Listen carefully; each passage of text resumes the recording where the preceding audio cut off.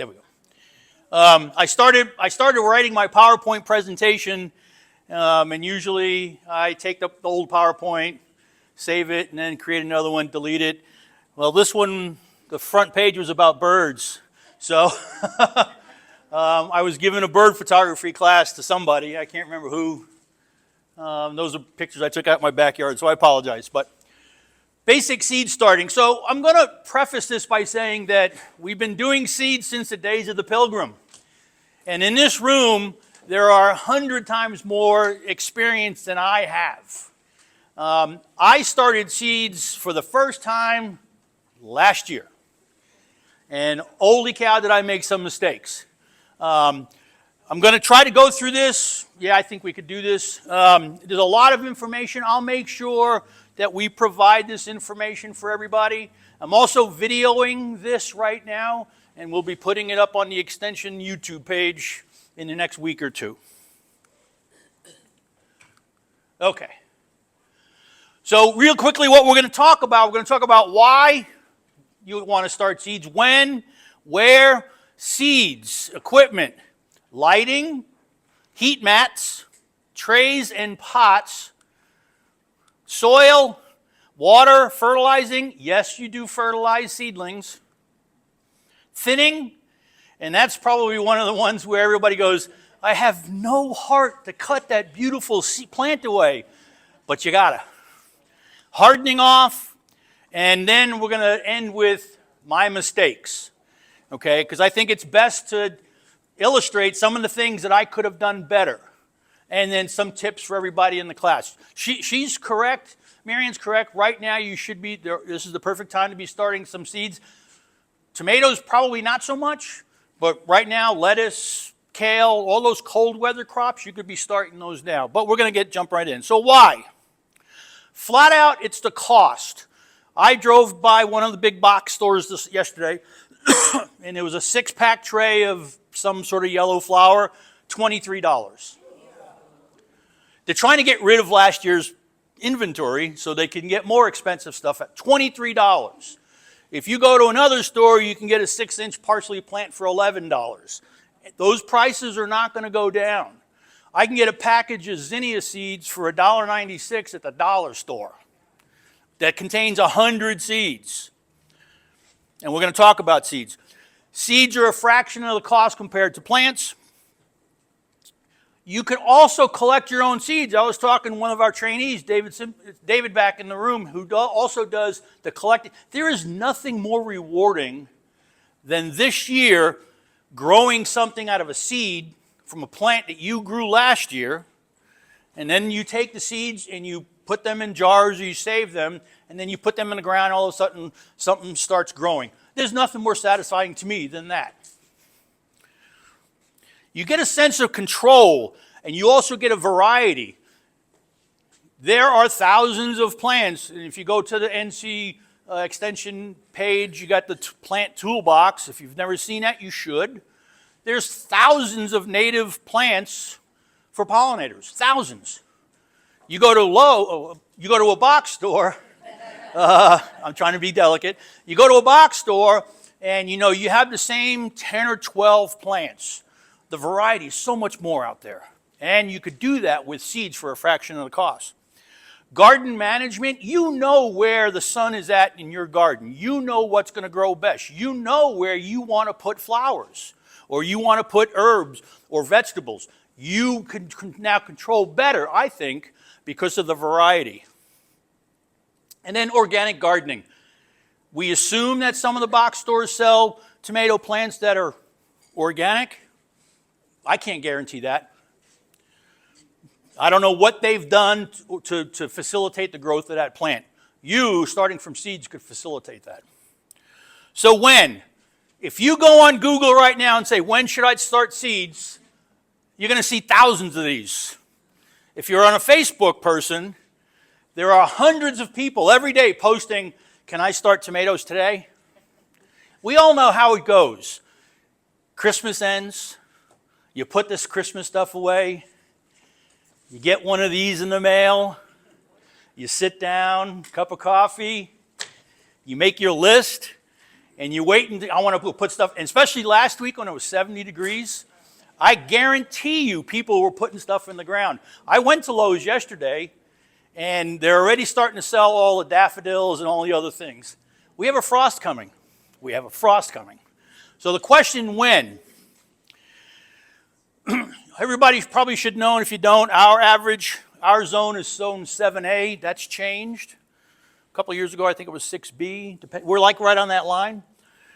But we focus so much on the average frost date. When you're starting to put seeds into the ground, I also want you to focus on when do you want to plant date. Why is that important? Because if you start 6 to 8 weeks, if you look at the back of the seed, it says you could start the 6 to 8 weeks prior to the last frost date. So now you go down and in your kitchen, you have lettuce, you have peppers, you have tomatoes, you have spinach. Can you put all those in the ground after the last frost date? No. You have to manage timing. Peppers don't go in the ground at the same time lettuce does. So that's why focus on when you want to put that plant into the ground. If it's after the last frost date, you're good. That alignment and timing. Every seed packet has days to maturity. What is that? Harvest. Huh? When you can harvest. When you could harvest. The first time it produces a flower or a piece of fruit. That date, like for this is pepper, days to maturity, 75 to 80 days. Start indoors 4 to 6 weeks. Those times do not align. Okay? So be careful about looking at maturity days when you want to set your timing up to put your stuff into the ground, because that's going to be a little bit longer. You don't have to put it into the ground and then day one you get fruit, but it would be nice, but that's not the case. So there is a timing issue. Cool and warm weather planting. Again, sit down and strategize how you want to plant and what you want to plant. Kale, you could be putting seeds in pots today for kale. Jalapenos, probably not. You probably not going to get jalapenos in the ground in probably, I don't know, May or June. You could probably get them in there sooner, but they may not grow to their full extent at first. I was going to show you this, but the Wi-Fi is not working. This goes to the Transylvania County Extension webpage that has a listing of recommended times to start everything. If you are not going to the Extension webpage first to get information and questions answered, you're selling yourself short. You should do that. Type in indoor seed starting and it lists all kinds of facts, pubs, documents that have been created in the past that you can go to and read. And if you have questions, just blurt them out. Okay, location.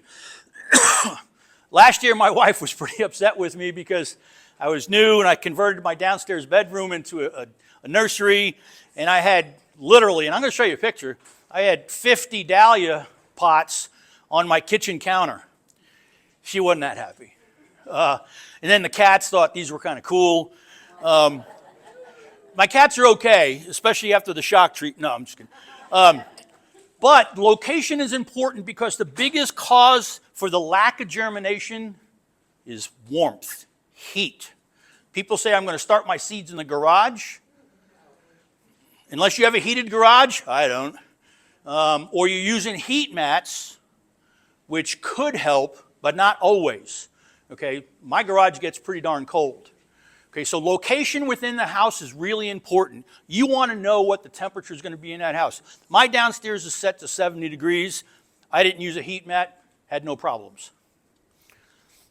Choose an area where the temps could be at least 68 degrees. Depending on what you read, that range is anywhere between 68 and 74 degrees for best seed germination. Some of them like a little bit warmer, like tomato and peppers. But if you're at 70 degrees, mine all germinated. You need a stable platform with power because you're going to need power for grow lights. I'm going to talk about that quite a bit. The other big failure that I see, especially on the Facebook groups, is seeds getting what's called leggy. Okay, no reason for that, not enough light, and they rely on that big window. Sometimes that works depending on how that window is and where you have that in your house, but generally speaking, it doesn't provide enough light. Challenges with garage, inconsistent temps. Remember, for germination, soil temperature is more important than air temperature. Now, if you have a slight fluctuation in air temperature, but you're able to maintain a consistent soil temperature, if your wherever room goes from 68 to 74, down to 66, up to 70, I think you're going to be okay if you could maintain a consistent temperature within the soil. Tabletop, kitchen, I got in a lot of trouble. Spare bedroom, I don't have anybody visit during the winter. Or they're going to see lights come on for 10 hours a day. Okay, this is the one. How many people have done Baker Creek? Baker Creek, Johnny's, there's tons of different places you can get seeds from. I get this delivered every Thanksgiving. Then my wife steals it. Then she sticks it in my Christmas stuff. And like, oh, look, I gave you a gift,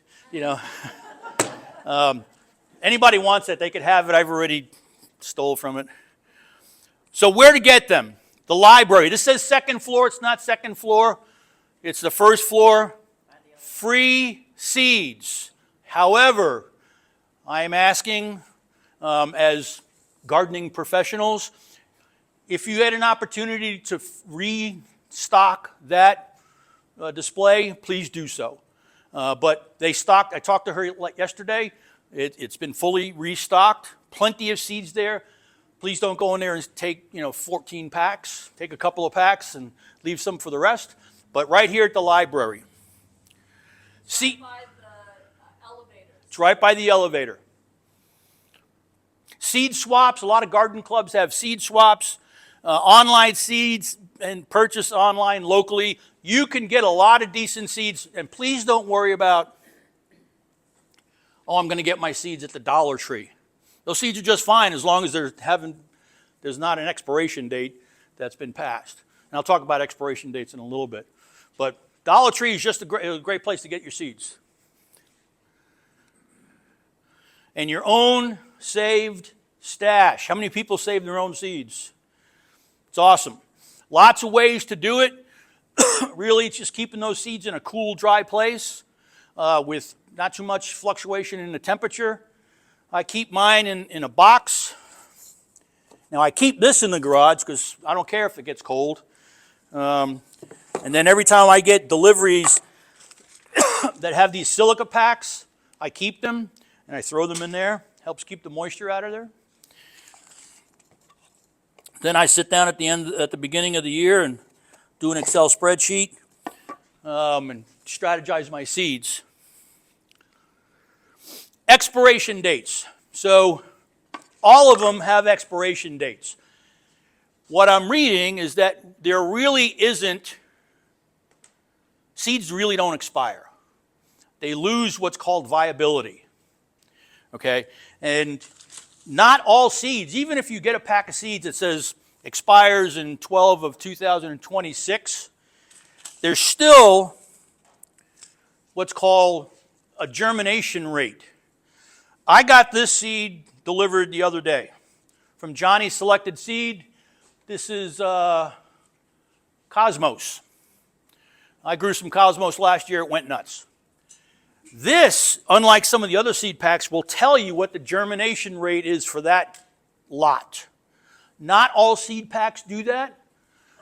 This one does. But I think the germination rate to me, as long as I'm within that expiration date window, what's on the back is more important to me. Okay, when you start them, how you start them, you just don't stick your finger and throw them in a hole and bury them up. Some of them like to be only a 1/4 inch deep. Some of them like to be laid right on the surface. So you have to read the back. Germination rates we talked about. Cold storage. Like I said, I keep this in the garage until right about now when I start strategizing for my planting. Anybody know what scoring is? Some seeds require what's called scoring. There's a couple other terms for it, but generally what it is you're slicing a hole because some seeds, the outer shell of the seed is so hard. Morning Glory is one. So hard that the water will not penetrate through there to germinate the seed. So you have to score them. Some seeds require what's called cold storage. Did I jump ahead? I did. Cold storage, where you actually put the seeds in your refrigerator for a period of time. It'll tell you that on the back of the pack. Okay. Will it prevent germination? I don't know. I've been doing this now 2 years. But it'll tell you right on the back. Put these in your refrigerator for 60 days prior to planting. And then also on the back of the pack, it's going to tell you indoor or direct sow. David, what is that? How many other Davids are in here? Indoor is really what we're talking about here, and then direct sow is just put the seed right in the soil in the beds. What plant? And any seeds that are direct sow that you think of right away? Beans. Beans love the direct sow. There are some seedlings that if you start them in a container indoor and then transplant them outdoor, they don't like that. They will die. Okay? So make sure you see what's on the back, whether it's an indoor or direct sow. Yes? Question on scoring. Is soaking seeds a replacement to scoring? I don't think so. Yeah. That's what I was looking for that term last night. But yeah. I don't think so. Yeah. Some require that I'll say damage for lack of better terms, that cutting of the outer shell to get the water to go inside. It might, and if you keep it soaking long enough, the water might start to penetrate, but I'm not sure. I don't know that, guarantee that. Again, indoor versus direct sow. Some go right directly into the ground. Peas, I know of. I did snap peas last year. I made the mistake of growing them in a container and then trying to put them outside. Half of them died. Bad news. Okay, these are some of the things that will affect the viability of your seeds. Age, and I'm going to show you a slide about there are some recommended windows for how long seeds are viable. Storage, temperature, light, moisture, type of plant. Again, some people keep them in little teeny jars. Some people keep them in little bags and with a paper clip, and they seal the top of the envelope shut. Whatever you do, just make sure you monitor the temperature of those seeds. So this is a seed viability chart. Again, Google it. You'll find 10,000 of these on Google. And it'll tell you some of the, mind your way. It'll tell you some of the years. You know, you look at tomato, 4 to 7 years. Zinnia, those were the first seeds I ever did. Other than, when I was 7 years old and I grew a tomato plant or something. But last year I did 120 zinnia plants. All of them grew. 120 too many. And we'll talk about that in a little bit when we start talking about space requirements. Okay. Again, I'll make sure everybody gets a copy of this and gets a copy of the video, but you can go and find this just about anywhere. Okay. So now we're going to start talking about, when I talked about the cost, yes, the cost for doing seeds is a lot less than it is buying the plants outright. However, if you want to do this, there is an upfront cost if you want to do this right. There are ways to minimize those costs. For example, I'm cheap. You know where I got these? Everybody should probably get them too, because these are perfect for potting up. Lowe's.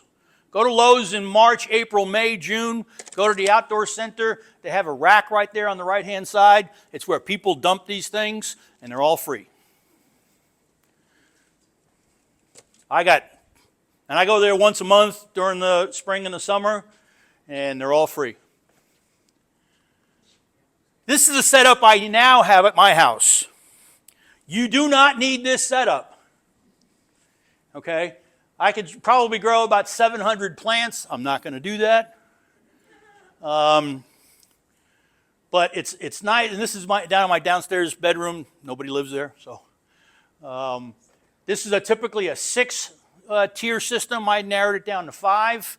And what I have here is I have little pulley systems because as the seedlings grow, you need to raise that. Okay, again, one of the more underestimated aspects of using light is people underestimate how important the light is, and they keep the light too far away. The seedlings will tell you. They will tell you if they're not getting enough light. These are different types of lighting systems. What's wrong here? Leggy, not enough light. Or the light, and which means the light is not close enough. This is one of the lights that I use also. They work very well. I grew hundreds and hundreds of seedlings last year with these things. The only thing that you have to manage is that if you put it down and your seed starters are 2 inches off the table, the light's not close enough. Okay? So I put books underneath there to get the seedlings up within 2 to 3 inches of the light. And then as the seedlings start to grow, I pull those books out, and then these work very well. They didn't come with 2 leg heights? Huh? A lot of them come with 2 leg heights, so you can actually start lower and then up. Yeah, I didn't pay for that. It's their base. No. Yeah, it does. She said that some of them come with adjustable heights, and they do. And again, just like anything else in this business, if you find something, it'll be there. Yes, ma'am. Is it okay to use like a desk lamp with an incandescent bulb? Is that sufficient light? Yeah, so that's a great question. So I read that there's a range of the temperature of the light, like 4,400K to 6,800K. Before I used a desk lamp, and because I don't know the answer completely, I would just look at that light bulb, see what the range of that temperature is, and then see if that's sufficient for the lights. That's a good question.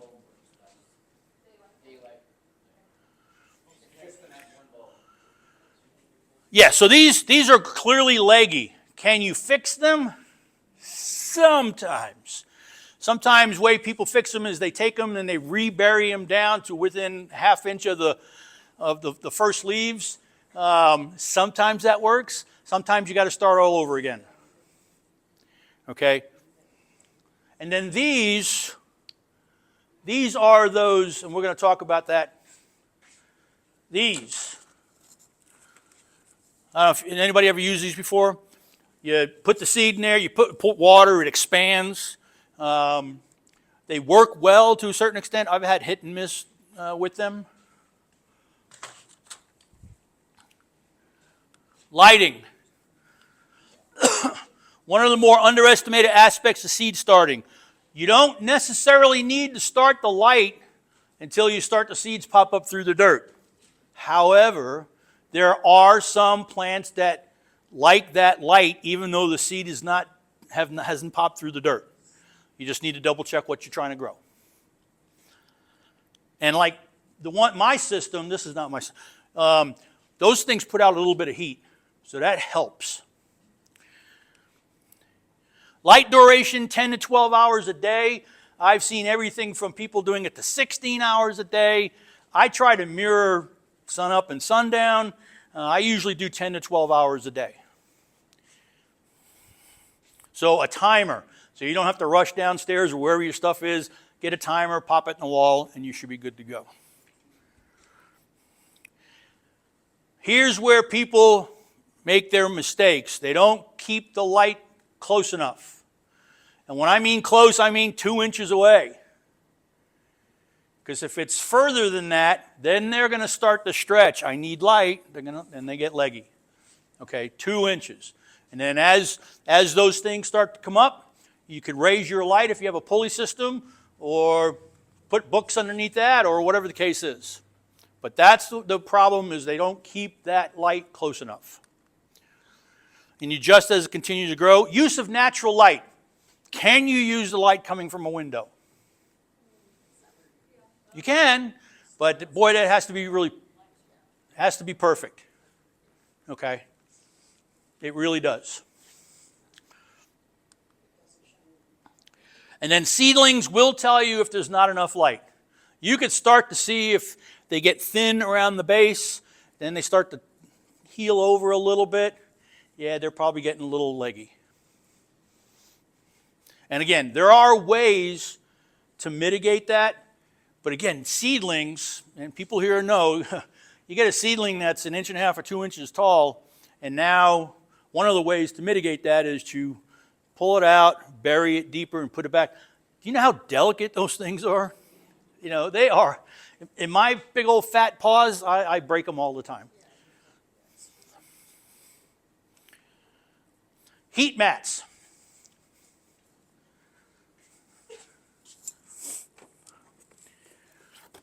I have 2 of these. I got a couple of them from Christmas or a birthday gift.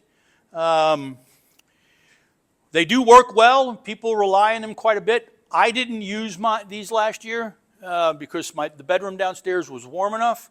All I tell you is that if you're going to use a heat mat, one, make sure you look up to see what type of temperature it's putting out.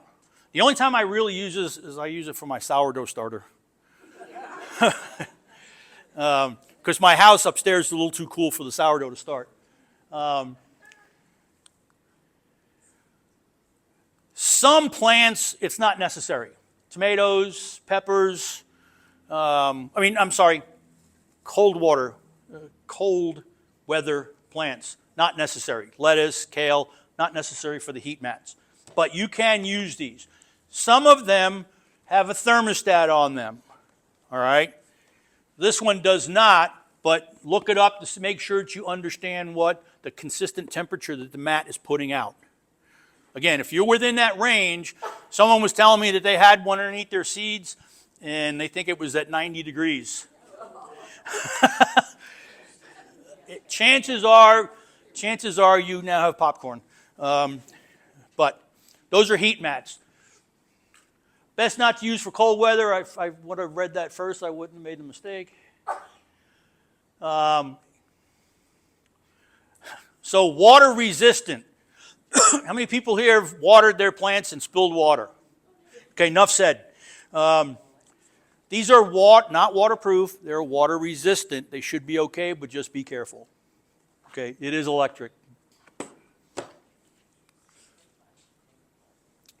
When you use a heat map, kind of like when you use these pots, and we're going to talk about that in a second, you're going to get a faster evaporation rate within the dirt because now you're heating it.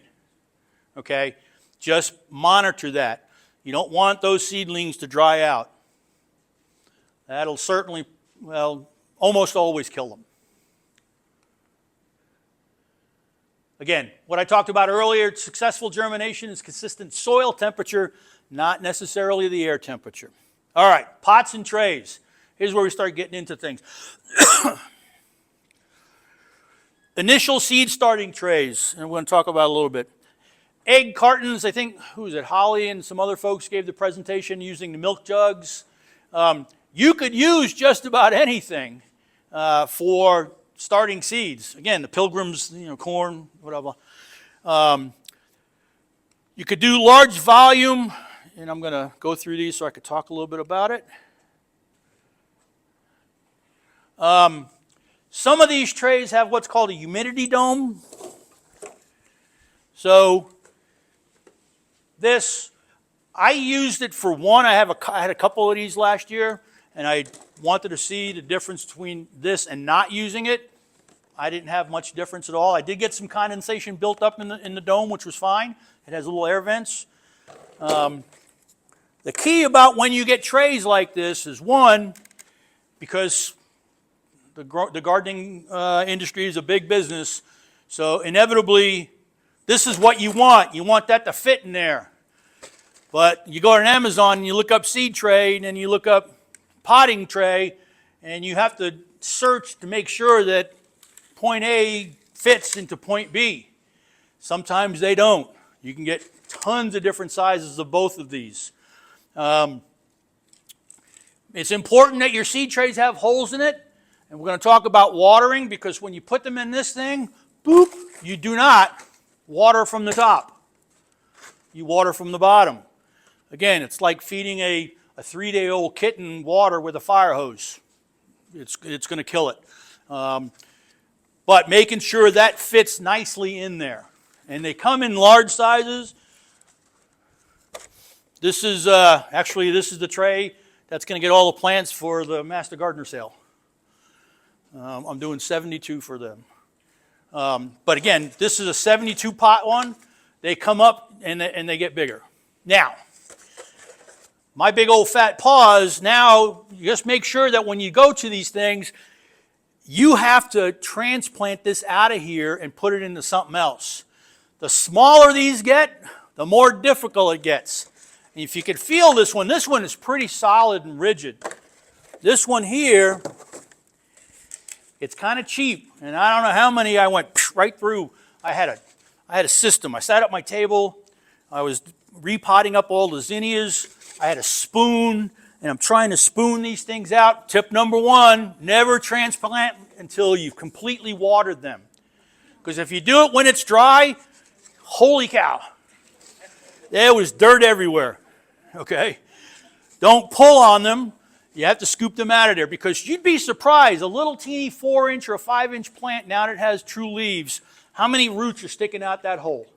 It's surprising.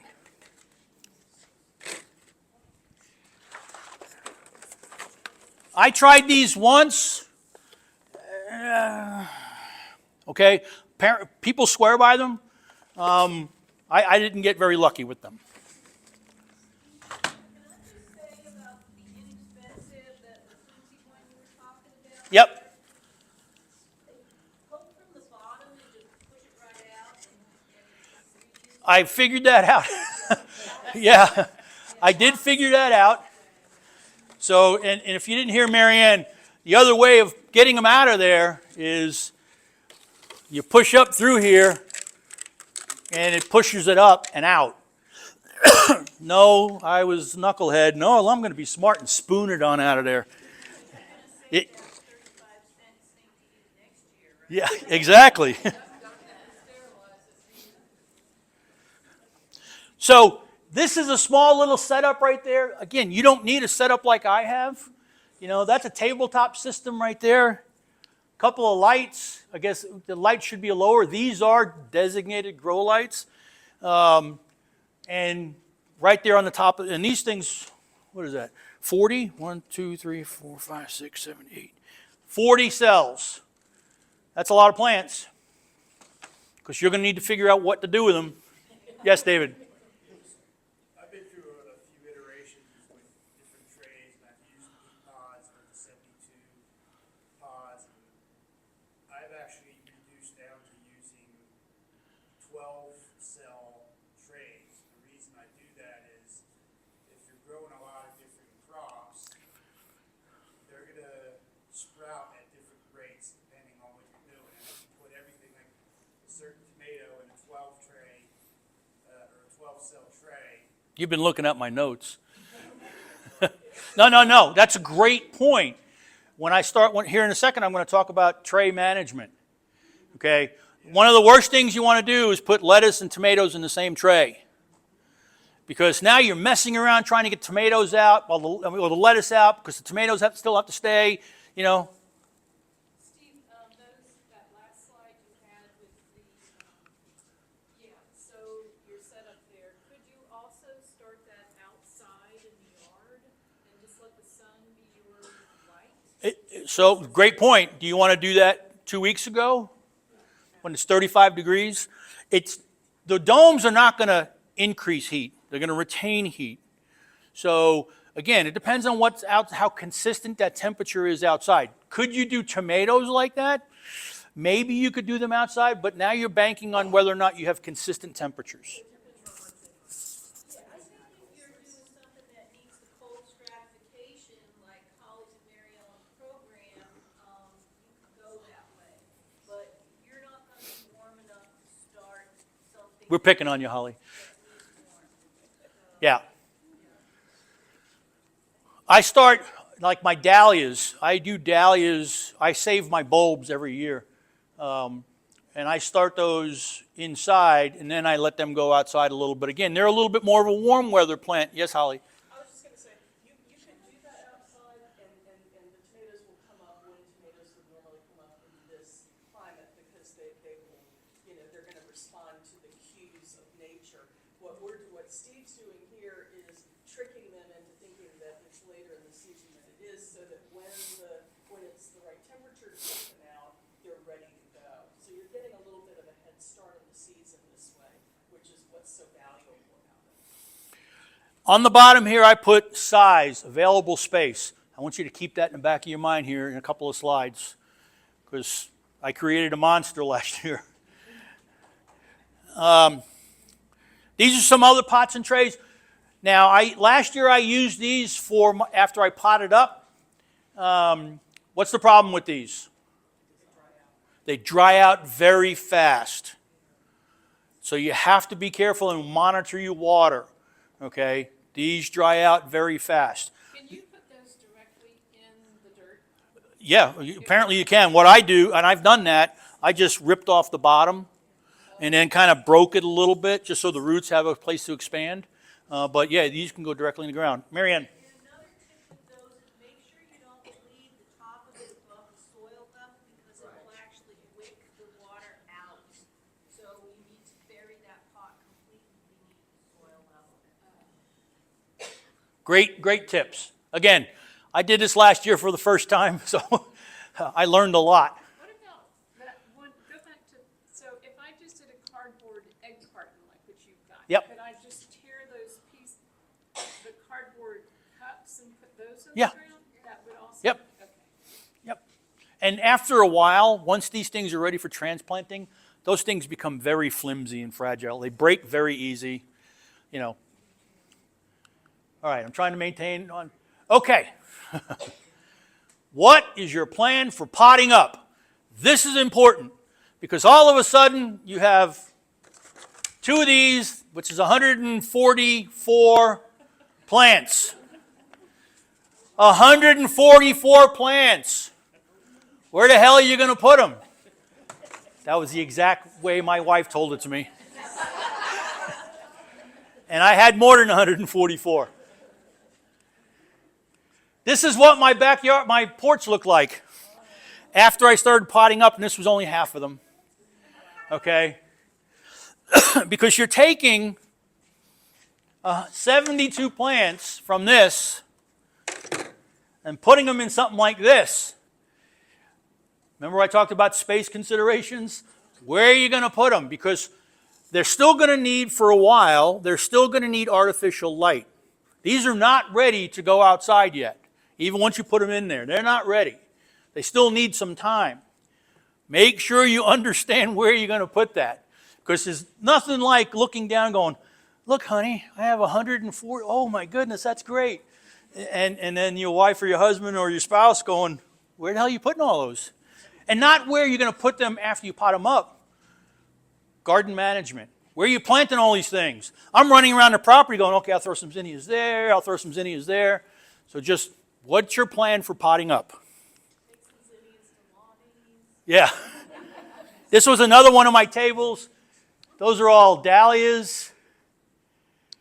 I don't know what, I think that's basil. When do you put your dahlia bulbs in to do that? So the dahlia bulbs are going in pots probably the 1st of March. But I keep those in the house for 2 months. Again, last year was the first year I ever did dahlias. And And you were successful with that? I was successful, And people, you go on, again, Facebook, you got these dahlia groups, oh my goodness, they died, or I I just let them be, and they were great. So again, I was stealing food trays. And the only thing my wife says, go buy me some new TV trays. Okay, because I stained them all because they were sitting in there. Because what's the other thing that you need to take into consideration is you don't have the luxury after you water them of this. When you water those things, where's the water going? Out. Okay? And if you keep one of those trays on your nice kitchen counter or whatever, it's going to leave wine rings. Soil. I have a couple of bags of soil up here just as examples. Please don't go and grab any, in-ground soil or dirt or anything like this. You're trying to start these seeds with the best things. They don't do well with compaction or soils that do compact. They need that aerated ability of the soil to start doing those seeds. These are just a couple of different examples. Anybody here listen to Jim Putnam? If he's a YouTuber out of Raleigh. Really, he takes 60% of what he says, and it's really good. He grew running a nursery for 30 years or so. He's got some good stuff. What you can make your own. Now, I'm not going to do that this year. Next year, I'm going to try to do that. Those are the parts to make your own soil. That's just one mix. I'm sure there are many others. But don't underestimate soil. Just like putting container soil in your garden out there, those things have different components to them, and you need to be careful and make sure that you're doing the right thing. How are we doing on time? Okay, good. All right, water and fertilizing. Anybody ever used this stuff before, the fish fertilizer? It's the nastiest smelling stuff, man. Holy cow. Well, again, my wife, who's on this journey with me, I left a milk jug on the kitchen counter that was empty. I put it on the kitchen counter, and I went off to do whatever. And she lifted and almost keeled her over because this stuff works, but it stinks. And I find my dog likes to go and dig up. She'll smell that and want to go dig up what I just planted. Skunks and animals like apparently that smell. I think it's nasty, but it works. Successful germination demands consistent temps and moist soil conditions. Seedlings are very delicate. Again, do not water them from up above if you're using these trays. Now, what I did with these, and actually I used a lot of these last year. Again, I got them free from the garbage dump at Lowe's, is I put them in these like this. So now I could water and not get water all over my teak furniture or whatever. I don't have teak, but I put those in there. So that's one way to do that, to mitigate water problems. Okay, under the seed pod tray, peat and those cells, again, they dry out faster. Fertilize after the first set of true leaves emerge. Okay? If you're using any type of pre-made or purchased potting soil or seed starting soil, they do have some nutrients, but not a lot. Those soil mixes are made to facilitate the germination process. They reach a certain point where there's not enough nutrients, and you're going to need to provide those nutrients. So when the first two little seeds, Two little leaves? two little leaves. No. Anybody remember the term for those two little leaves? Huh? Cotyledon. When the first cotyledon leaves are there, no. That's kind of like they're still in a diaper. Okay? They're not ready for potty trained.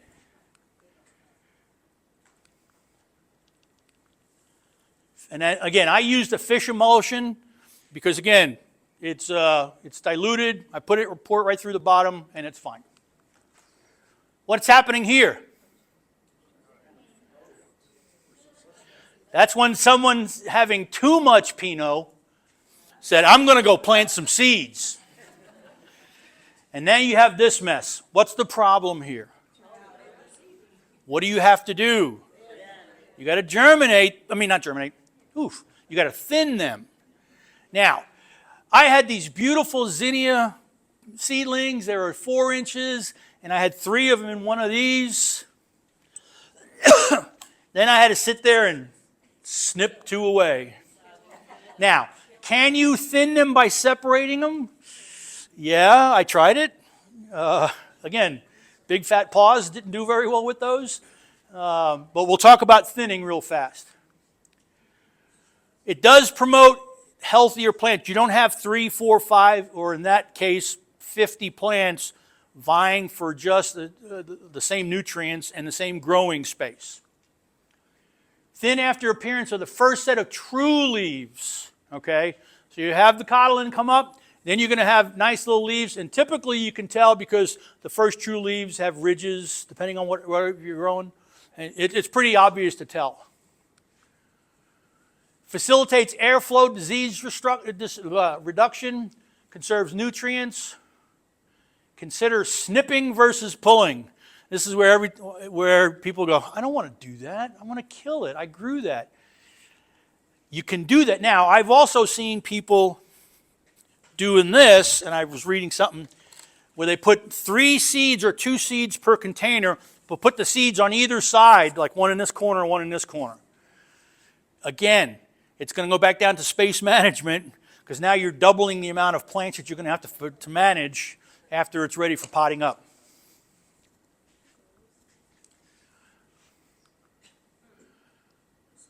Okay. Hardening off. Last year I went, is this really necessary? You're damn right it is. Because if you don't do it, you're going to kill your plants. All that work you put into for 8 weeks is going to go for naught because you will kill them. So hardening off is preparing the seedlings for outdoor conditions. Okay, the last thing you want to do is take all of these beautiful zinnia seedlings that are ready, they're looking beautiful, and you go, it's time for some sun. And you put them out there, and then you go mow the lawn and do whatever, and you come back, they're dead. Absolutely fried. They call it sun scorch. It happens quite a bit. So start about 7 to 14 days prior. Again, check whatever you're growing. Some require a little bit longer, some require a little bit less. But generally 7 to 14 days. What you'll start doing is you bring these trays outside. Again, space and tray management. You're going to bring these outside, not put them in the direct sun. Just put them on your deck or your patio or outside the front door just so they can get that dappled light. And it starts to get them ready to go outside. And also, it gets them ready with wind. It helps strengthen them. Why do I keep saying cold water? Cold weather plants less likely to need harden off. I did do that anyway with the lettuce. Just because I had a fan going in, you can see right there. Have a fan where you have them. Once you take that dome off and then have that fan run a few hours a day, that helps strengthen them. Then you gradually increase how long you keep them outside. And then at some point, you're going to put them for an hour or 30 minutes directly into direct sun. And after 7 to 10 days, they should be ready to go. Yes, ma'am. I want to go back to thinning. If you're, and you don't have to go back to the slide, but if you're starting vegetable seeds and you're thinning and you pull them out, is it safe to eat the sprouts? Yeah, people eat microgreens all the time. Yep. Okay, just watch them off. Yeah. Now, But one thing about that is, there are some seed packets that will say not to do that because the little seed was treated with fungicide. that's a great point. Some seeds are coated or they're treated that, and they tell you not to do that, not even seed or the, yeah. That's a great point. So at some point, your plants are going to be ready to go outside. But this is a necessary process that you don't take lightly. If you underestimate what you need to do to harden these plants off, you're going to probably lose some plants. And like I said, you could accelerate the assist with the hardening process by having a fan. And again, my wife thought I was nuts. What are you doing with the fan? I'm fanning my plants. And you know how that sounds. Okay, and sure enough, I had oscillating fan going back and forth for several hours a day. Again, this was my first year doing this, so. All right, some of my common oops, and then we'll wrap it up. Nobody in here has done this before, right? Nobody's put stuff in the ground too early, right? Nobody? Again, it goes back down to Christmas. Honey, I'm ordering some seeds, and then the UPS guy shows up with a crate, funk. And you start planting, and before you know it, too early, too late, evaluate your timing. That's probably one of the more important aspects of doing indoor seed starting, is make sure that the timing aligns with what you want to grow, where you want to put it, the hardening off process, the potting up process. Doing lettuce, kale, and tomatoes and peppers at the same time is probably not a good idea because they should be started at different times. Could you start a tomato plant at the same time you start lettuce? Absolutely. But now you got a 3-foot tomato plant in your house that's not ready to go in the ground. And people are going, I've done that. Okay, timing. Again, that's where I messed up with tomato. I did my tomato and lettuce at the same time last year, and I knew I wasn't supposed to do that, but I did it anyway. Now, if you put the tomato in the ground, will it live? Well, as long as the ground's, if it's after the last frost date, yeah, it probably won't thrive as much at first because tomatoes like that hot weather. Starting with too many or challenging seeds. There are some seeds out there and some plants that are very hard to grow from seeds. I started with zinnias. I'm a knucklehead, and I had 120 zinnia plants, and I had 120 plants ready to go in the ground. Zinnia was very easy for me. There are a lot of other, tomatoes pretty easy. What are some other easy ones? Pepper, kale. Even David got some kale going, right? Just not spinach. He has a problem with spinach. Seed tray mismanagement. Again, if you put kale, zinnia, pepper, and squash in here, one, you shouldn't be putting squash in here. A lot of squash is direct sow. Now you're moving this tray around and trying to get the ones that are ready to go to be potted up, and then you're going to have a tray, space management, with only 6 plants in there because it's not ready to be potted up. So try to do like plants, like vegetables, like herbs, close to one another or in different trays. Insufficient lighting. Fortunately, that was one of the first things that I learned by my master's degree in YouTube, was how people could screw up lighting. Okay. Another common oops, watering. Please, if you water from underneath and let that water come up. Okay, you could look at the tray, and in most cases you could see the color of the dirt to see if you got sufficient water in there. Anybody know what that is? Lettuce. Soil selection, not thinning. It's a painful process, but you got to do it. Hardening off, too little or too much sun. Now, when my plants finally were ready to be hardened out there outside the entire time, I put them on, you probably saw that table I have on the patio. I put them out there. That night, what did we get? A windstorm. Okay? And it was kind of like me and my teenage kid doing something. I said, okay, just let them go. Just let them do. And they all survived. But that's the process. Use a fan.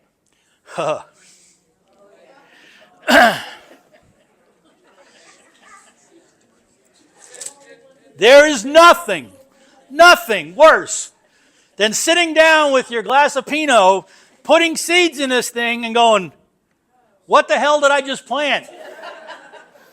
Nothing worse than that. I don't know how many times I see it on Facebook where someone says, can anybody tell me what these leaves are? Because I planted it and I don't know what it is. Okay? So I learned halfway through the process last year is soil, seed, cover, label. Soil, seed, cover, label. I use these labels. I got them, I don't know where. Oh, I got these from Ferry Morse. I use a pencil, and then I just clean it off, and I'm able to use every year. They're pretty rigid. They're pretty solid. Any store has 10 gazillion different ways to label it, but you have to be disciplined about labeling. How many people here have not labeled stuff and realize they don't know what the hell they just planted? Trying to be so efficient with not using too much plastic, so when I potted them up, I said, oh, I'll put them all on these. And this one, well, of course, the wind came away. Yep. I had no idea what I had. Yep. And I did that too. I'll get to you in a second. I put like 2 rows of Zahara zinnias. So I put one label. And then I went, wait, where does the next row start? Does it start with the new ones here? Does it start with the new ones here? Okay. So you got to be disciplined. Yes, ma'am. If you're using egg cartons, even if you use a Sharpie to label, it will. They run. Read it by the time you've watered it and bring it to fruition. Yeah. If you're concerned about plastics, you could order popsicle sticks, and you use the pencil, and you could still use them, reuse them. Those seem to work pretty well. Yes? I had about 5 years ago when I was hardening my plants and pots, I had them outside, did a really good job of labeling them with these little white plastic labels. And I'd go out the next day and I would find half a dozen plants with no labels, and I started finding the labels around the yard. So there's a certain bird species that was coming down and grabbing the labels out of the pots and then dropping them somewhere else in the yard. So I ended up with all these plants and I had no idea what they were, because so what I ended up doing was buying a bunch of plastic forks and I turn them upside down and I put the fork right behind the label. So you got these pointy things sticking up. So now any critters aren't. I even do it in the beds as well, so the critters don't come and steal all the labels. Yeah. So again, labeling, I think we all could probably relate. There are people in this room that, despite what we just talked about, this spring will do the same thing. Okay. Transplanting too soon. Everybody wants to get that stuff in the ground, especially last week we had a 70-degree week. This next week it's going to be a 30-degree week. Oh, I can get these in the ground now. Be patient. Be disciplined about it, because you will kill them. In some aspects, I mean, I live up at 3,300 feet. The ground was frozen for a while. Even while down in Brevard, it was not. Okay, resources. Again, I have a master's degree in YouTube. I live on that thing. I think it's one of the best things the internet ever has to offer. NC Extension Master Gardener websites. Please do not underestimate the amount of information that NC State puts out. And then your fellow master gardeners, you see, ask me a damn question. Now, before we'll conclude, these are all zinnias I put in the ground last year. This one here and this one here, one plant. One plant. Out of 144. Okay, thank you. Any questions? Yes, ma'am.